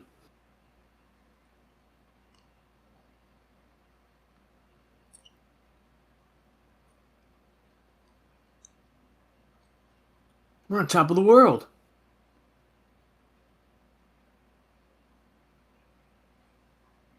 We permanently damaged the eye of Homicide. So Homicide is blind. Wow. We're the tag team champions of the world. Wait, where's your belt? Beer Money, place tag team belt here. Boom, there it is, under the shirt, right where the arrow is. I wonder where they got the idea of the shirt with an arrow like that. I will say that they do look pretty good with the belts. Of course. This is the issue with TNA at this time, Bob. The belts look so good, they look good on everyone. That's true, too, because we have been saying for about 3 months now, just put the belt on Nash. Right. The TNA titles at this era of TNA, once we drop the NWA, are my favorite TNA title designs. I don't know why they changed the design so much. They did a lot. Like the WWE right now could still have the wing eagled, and I'd be like, "It's beautiful." They could have had the same belt for 40 years, and I'd be like, "Yep, that's fine." Yeah, that's kind of weird. Well, WWE switched it to all about being branded, right? It's like we got to have our giant logo on everything. Well, yeah. But like the two belts I have, those are the only ones I care about. The wing eagled and the big eagle. The circle, right? Yeah. I like that one a lot. I do like the Undisputed a lot. Undisputed is okay. Yeah. Here comes James Storm with that wing and eagle. Jacqueline. I love looking at those two belts on my TV stand. Because like, that's just my childhood. Yeah. Those two belts. No, those are great. I just got my one TNA one, which is the one currently being held by Samoa Joe, who, by the way, is the last person I need to sign it. And I love it. I just love that title. I think it's so good. And if I was ever going to buy another replica, which I'm not planning to, I'd probably buy the original X Division. I'm not going to lie. I do like that big, giant X. I do love that one. I'm surprised you wouldn't buy an AEW title. Well, I was very close to it. When they first came out with the replica for the world title, I was real close, but it was so expensive. It's like $700, isn't it? Yeah, so I bought that Lego set instead. For real. I mean, that was and this, I took a month to build. I had a whole experience out of it instead of just putting a title on my wall. There you go. You know what? That's probably even better for you. That's what I mean. I think I have enough other AEW related items. I don't need title belts.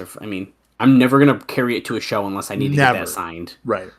Like, to me, that's not what it's about. So. Right. Hernandez with a hot start here against James Storm. He is not messing around. Super Mex going for that big dive. Takes out both members of Beer Money. Friend of the show, Hernandez, is always reposting our posts over on social media, which you can follow us at Across the Line TNA, I believe, on Instagram. And you know what we could do, Twitter. Dallas? Is, for those weeks, oh my God, here I am yawning. For those weeks of the best stuff, so we could like reach out to some of these guys and be like, hey, you want to talk? We absolutely could. We'd have to figure out a different system because, unfortunately, I don't think Discord will work in our favor here. Austin will let us use his fucking Zoom, whatever. So, but I'm certainly open to something like that. Anything is possible.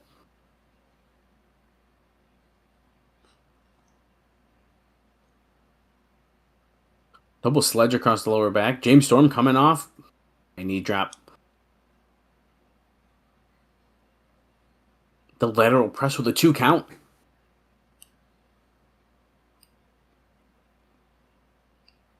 I need to see these two fight in a six sides of steel with weapons match. What? Watch these two in a 6 sides of steel weapons match? They would do that. Yeah, I know. It's a joke because I hate how stupid that name sounds. The 6 sides of steel with weapons. I like how James Storm did a knee lift, and then Robert Roode is like, that's why we're the tag team champions. Because he hit a knee lift. I don't think they won the titles with a knee lift, right? No. I don't think that Pretty happened. sure not.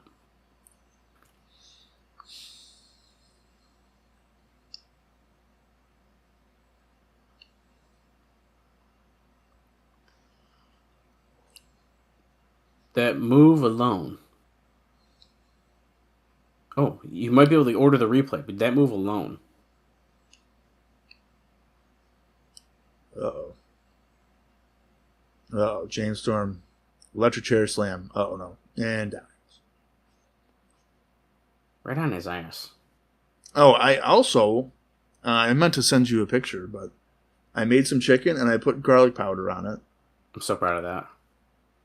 So that's really great, man. I wouldn't have exposed you like that on the show here, but I'm glad that we're talking about it. Well, people might be wondering, Bob, what's the big deal? I have historically never put any seasoning on my chicken. ever when I make it myself.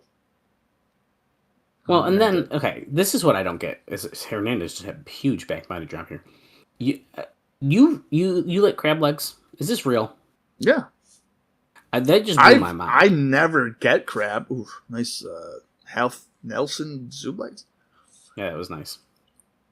As a half Nelson today. Jesus. Anyway, yeah, like I'll never go to the store and buy them. But anytime I've ever had it, it's been part of like a, I don't even know, like a platter, like a. Oh, I see. Yeah. Whatever it is, and yeah, it's not bad. So yeah, this is in reference to I had my first crab legs yesterday. They were pretty dang good. Yeah, crab's pretty good. I don't like seafood really, but it was pretty dang good. Eye of the Storm?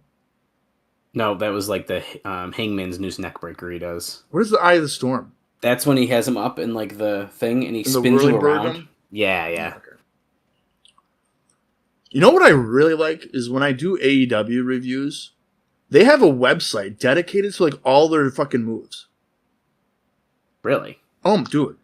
They'll be like, oh, you need to know what this person does? Well, here it is. And it'll give you like Trent Beretta will have like all of his moves. It'll even have like drop kick. And it'll have a gif of him doing a drop kick. That's sick. I'm like, wow, that's really convenient for people doing reviews. Oh, Rude just pulled Storm off of the back of Hernandez when he was going for the border toss. Oof. I thought he was going to whip his wiener out because he grabbed his tights, but he did not. This might be enough to get James Storm to have an upper hand here. Crossbody, he's caught midair. Plops him up, powerbomb. Nice. 1, 2, and he pinned him. Yeah, that was nice. That was a fun match. That was all right. Hernandez gets the win.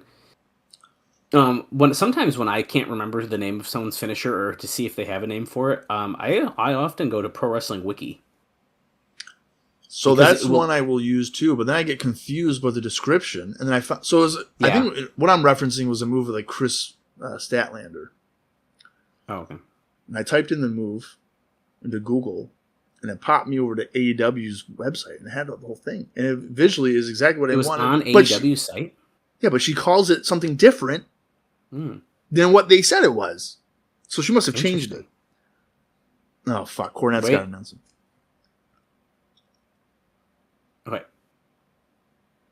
Okay, Hernandez wants to fight Robert Roode next week now. Okay. Hernandez and Roode next week. So he's going to beat Roode.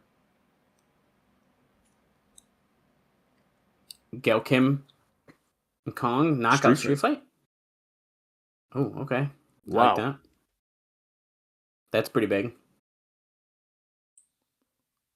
It keeps coming. No main event for No Surrender has been assigned. Samoa Joe defending in a four ways to glory. We're going to determine them over the next 3 weeks. I don't like this graphic that's like shaking. So Booker. Well, Booker versus Rhino next week Booker to determine the first one. Yeah, I wonder who's going to win that. Okay. Well, Booker, so that's official, Booker, Nash, and Sting. Right? I mean, that would make sense, right? Okay, so we were going, by the way, to the gold medal thing here. 3 2-minute periods, 2 points for the takedown, 2 points for near fall, win on the most points, or a 3 count. This is AJ and Kurt. So, yeah, I mean, it's official. No Nash versus Samoa Joe, though. 1-on-1 for No Surrender. The only logical way for that 4-way would be Joe versus Nash versus Booker versus Sting. I mean, that's like a mega main event. It ties in everything that you need to know. That's huge, though. I would do it. I mean, that's a good way to get someone to buy your show before the biggest show of the year. Right. That's for sure. What in the world? Oh, this is security, guys. Okay. Yeah, Kurt Angle's coming out with security, which is weird, but those are the least intimidating security guys ever. Well, the one on the left has been with TNA for quite some time. I'm pretty sure the guy on the right I've seen standing in front of a Dollar General. Jesus Christ. For security. For security at the Dollar General. Dollar General. Ew, AJ's got a new logo in the beginning of his video. That was weird.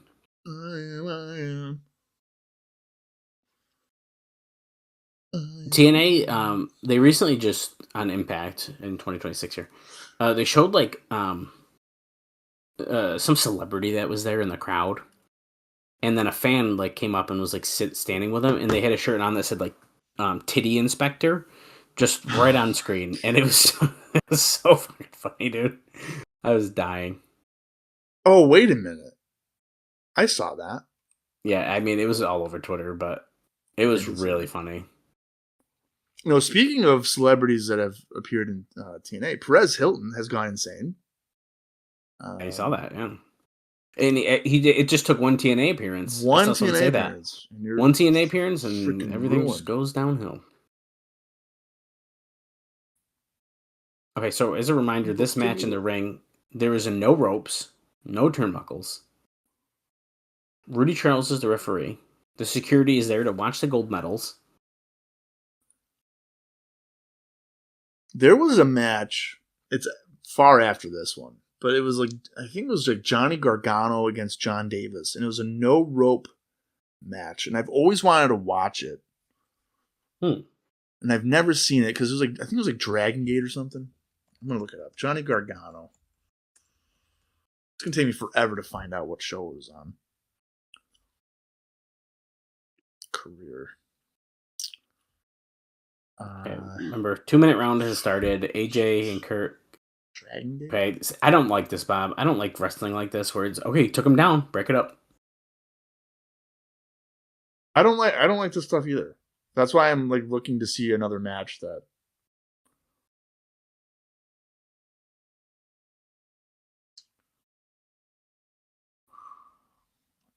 I don't know if I'm gonna find this. Yeah, I don't know. I mean, It wasn't Evolve. Kurt trying to take AJ down, and once again, he did it again. 4-0, Kurt Angle. Remember, the winner gets his medal. 2013. When the hell was this? No ropes. Here it is. Yeah, Johnny Gargano against John Davis. Dragon Gate 2013. That's a match I've always wanted to watch. 6 points to Kurt Angle. Just for the none to AJ Styles. Like, what is going on? I wonder if it's on YouTube. Maybe it is. Let's see. Johnny versus John Davis, who I've learned was Rain Man. Or no. That's not the same guy, right? No. Corey Davis was it. Right? Oh, okay. I don't know who we're talking about, to be honest with you. When I learned he was freaking Rain Man. Oh, shit. Corey Chavis or something like that? Chavis? Was that who it was? Yeah, Chavis. Yeah. Okay, 6-0. The first period has ended.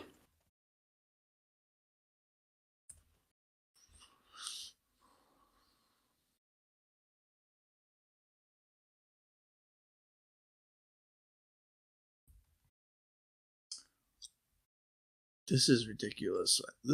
Why 2 minutes. Wrestling footage should be allowed. If you're like withholding wrestling footage from your wrestling company, you should be in jail. I don't disagree with that.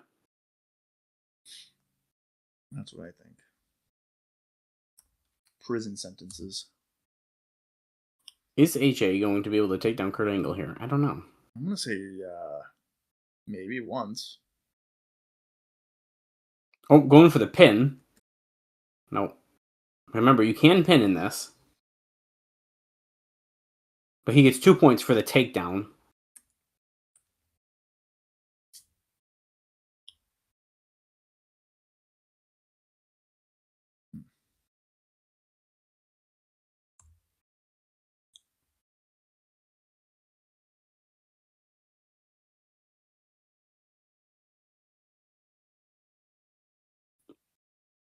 As far as AJ is concerned, this has really got to help him out here.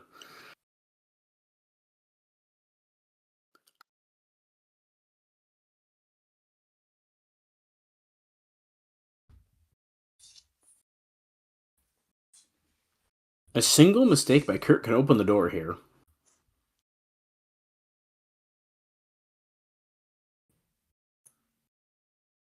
Kurt Angle, 8-4 now. 30 seconds left in the second round. Honestly, okay, I was really enjoying this show until this, Bob. This is kind of putting me to sleep. I am not even going to lie to you. Yeah, I mean, I don't really care about what's going on right now.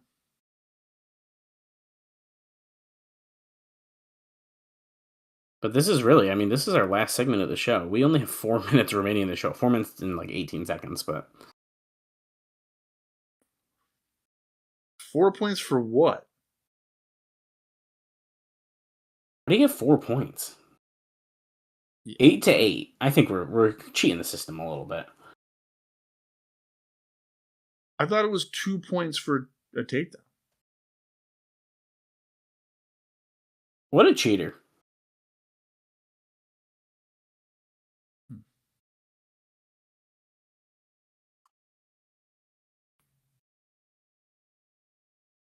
Okay, final round about to start. It's 8-8.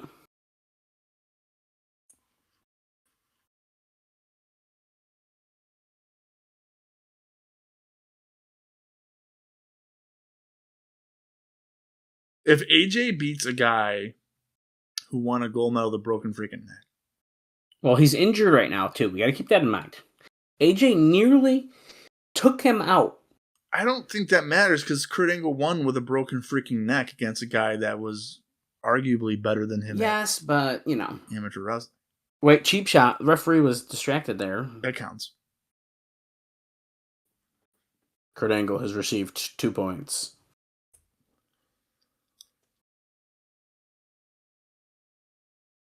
You mean to tell me you can't back elbow a guy in amateur wrestling? That doesn't seem fair.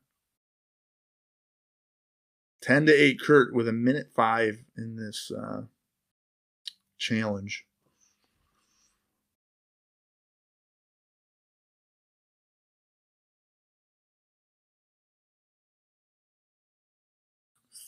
$50 seconds. Kurt Angle's holding Styles down here. He's trying to make him submit, it looks like. I don't think that's what you do in amateur wrestling, though. Yeah, you're just stalling, and you got to take him down again.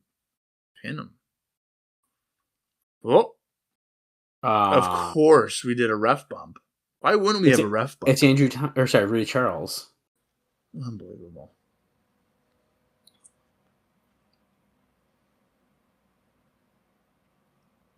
To be fair, I have seen a clothesline in amateur wrestling.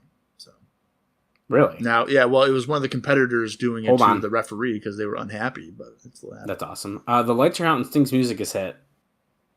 What's Sting's decision? What's Sting gonna gonna get do? answers right here, right now. Lights on. Baseball bat. Oh, we know it's Sting's baseball bat. Yeah. Lights out again, though.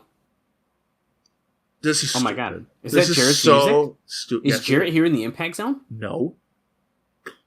Well, he technically is, but yeah, he's in Gorilla. The lights are still off. Lights are on. Styles is behind Kurt with a guitar now. So corny. The guitar. Oh, he sliced his head open with it. Oh my god! Kurt has the worst luck with this shit. Ladders, guitars. He got split. Oh my god. Wow. And AJ gets the pin, so he gets the gold medals, but I can't believe how Kurt... I've never seen someone get sliced on a guitar like that.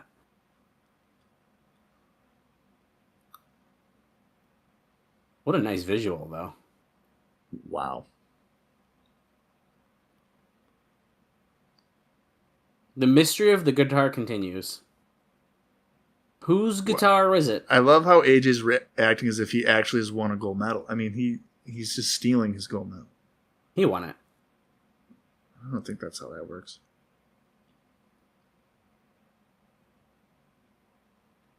What a dweeb. Whose guitar is it? Was there barbed wire in that? No, that was just the... Oh. I think that was the strings of the guitar after it broke. Okay, we go off the air. Okay. Bob, how are we feeling after that episode of Impact? Okay, listen here. All right. That show was fine. The wrestling was pretty good. Yeah, The lights on and off thing with Sting and Jarrett, that's corny as shit. It's so corny. Because what you're telling me is that they both did both of those guys come to the ring when the lights are out to give them a weapon? Why would you need the lights out for that? The referee's already out. Yeah, that's like I think part of this that I don't really understand, like what we're doing. Why do the lights have to go out and that stuff like that? But I don't know, whatever. They can't even have Sting actually on the show is kind of silly to me. Like, come on. But I do agree. I actually thought that was a pretty good episode of Impact. Coming off the pay-per-view and having a good episode is always a nice little treat for us. So I'm not going to complain about that part. It's just a silly ending of the show, but the mystery continues, as they say. Yeah, it's just I don't know. Some of this is just a little corny for me, but whatever. I guess it's not really that big of a deal in the grand scheme of things. Yeah, but I would say pretty solid overall. We kept it mostly wrestling, so that's fine. Sting saying that his clock is ticking. I don't really understand that. His biological clock is ticking. Yeah, he certainly does not wrestle for another 15 years. No, he doesn't. Or so. So yeah, that part is a little silly. It's a little odd. But yeah, no, I thought pretty good. The 4-way to glory or whatever it's called, whatever the 4-way is for No Surrender. My prediction is that it needs to be, I'm going officially on record, Joe's defending against Booker. So you got Joe, Booker, Nash, and Sting. Nash needs to be in there in some capacity. I definitely agree. If Matt Morgan is in the main event, I swear to God, I'm going to scream. That will be very, very upsetting. He did say that he is a main event player or whatever. They could also do Joe, Styles, Kurt, and Booker. But then that's doesn't make any sense to me. Yeah, I don't really know. Joe, Booker, Cage, Rhino. No, it's got to be Joe, Nash, Booker, Sting. That's it. Done. I agree. I mean, if you want to sell, if you talk about selling tickets, book it. Yeah, what are we talking about? This seems pretty self-explanatory to do it that way. But all right, that is this week's episode of, I almost just said SmackDown, not SmackDown, Impact. Our next episode is going to be the August 21st, 2008 edition of Impact, and all that we know thus far is two things for that episode. The first one being Booker T against Rhino in a qualifying match, right? For that 4-way. And then we also have a street fight between Awesome Kong and Gail Kim. That should be probably really good, as it normally is for them. But yeah, that is going to wrap up this week's episode of Impact. Dallas, do you have anything else that you need to share? No, I do not. That'll wrap it up for me, and I am looking forward to the next week and the following as we march toward No Surrender. That's right, No Surrender just around the corner. We got a women's street fight. We've got a qualifying match next week, and so much more likely to come. Until then, for Dallas Gridley, I am Bob Colling Jr., and this has been the TNA Across the Line podcast. Ooh, yeah!